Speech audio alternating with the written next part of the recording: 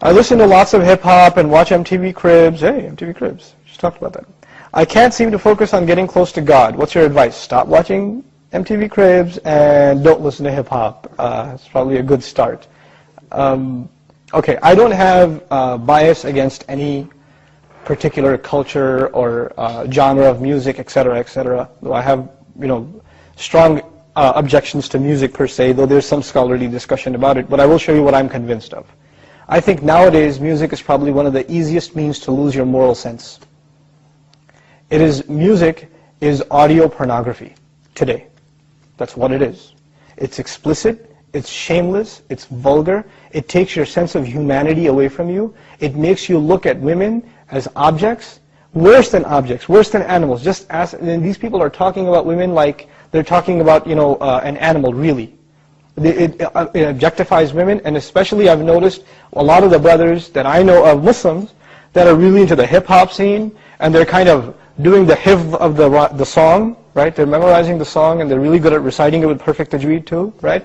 And so they do that, and it's just horrible language, horrible, horrific language. The only simple response I have to that, if you have any regard for the Book of Allah, that you really think it's from Allah, بِئْسَ الِاسْمُ الْفُسُوقُ بَعْدَ الْإِيمَانِ. Even the name, the mention, the word for something bad is terrible once you have faith. Even the mention of something terrible is horrible for you, it's harmful for you after you have faith. You have to have a clean tongue. You have to say what قُلْ لِعِبَادِي يَقُولْ الَّتِي هِيَ أَحْسَنُ. Tell my slaves to say that which is the best. Say what is the best. Say good things from your mouth.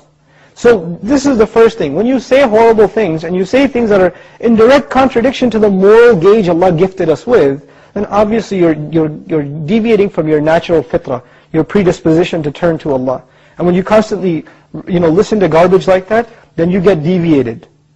And you don't find pleasure except in disobedience to Allah. And that's a sign of a sick heart.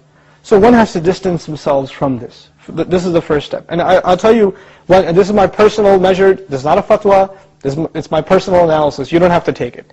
But if a person finds listening to the Qur'an annoying, after they've been listening to hip-hop and this and that for a long time, and as soon as somebody puts the Qur'an on in the car, you know what to say? Oh man, turn that off, man. I don't want to, I just want to talk.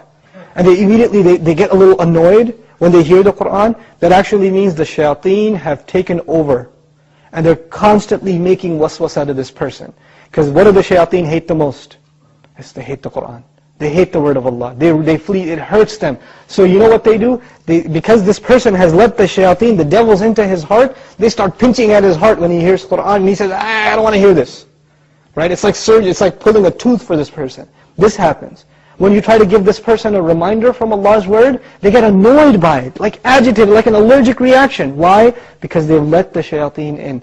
To let them out, the first thing you got to do is stop supplying them with fuel. This is fuel. This useless wasting of time, this is fuel for shaitan. They love that you waste your time. They love it. Because the one asset, the one piece of wealth Allah gave every human being is time. And what is music and TV and YouTube and Facebook and MySpace and like Twitter and whatever else? If you're spending hours and hours and hours on this stuff, what is it except destroying your time? It's taking that one asset away from you. Shaitan would love nothing more. May Allah subhanahu wa ta'ala give you the strength to get away from these temptations. My advice that I keep going over, I can't get enough of giving this advice, find better friends. Find company that is not into these things and try to spend more time with them, and inshallah you'll wean yourself off of these habits. Bi-idhnillah.